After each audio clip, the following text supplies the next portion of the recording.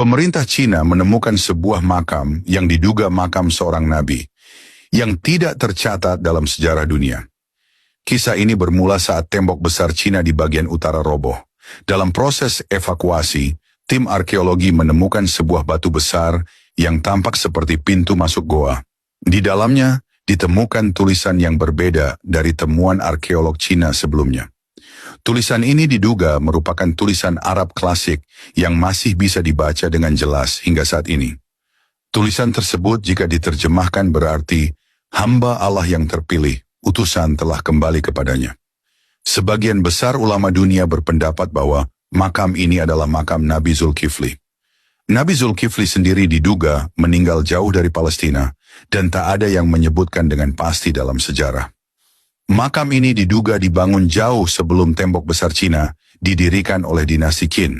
Meski pemerintah Cina awalnya mencoba menyembunyikan penemuan ini, kabar akhirnya bocor juga.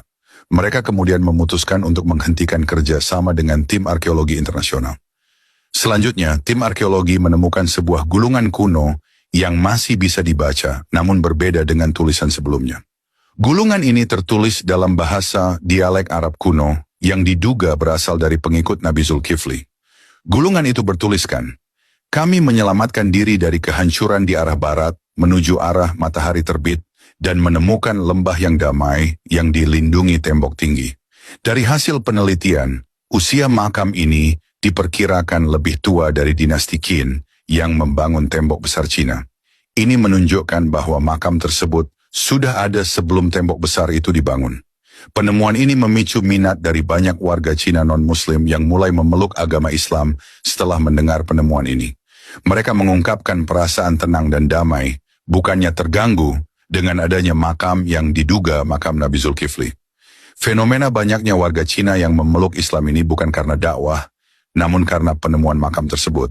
Nabi Zulkifli dikenal sebagai nabi yang baik hati, ramah, dan tidak sombong.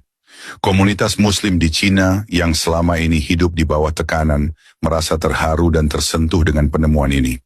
Banyak yang mengatakan mereka merasakan kedamaian, bahkan ada yang merasa seperti ada panggilan dalam hati mereka yang sulit dijelaskan. Penemuan ini menegaskan nilai sejarah agama dan keyakinan Islam, meskipun berada di tanah yang jauh dari sejarah Islam itu sendiri. Pemerintah Cina sendiri belum mengonfirmasi secara resmi bahwa makam ini adalah makam Nabi. Namun banyak pihak yang menyebutnya sebagai makam tokoh Timur Tengah yang datang ke Cina pada masa yang sangat awal. Kini, penemuan makam yang diduga makam Nabi Zulkifli ini menjadi sorotan publik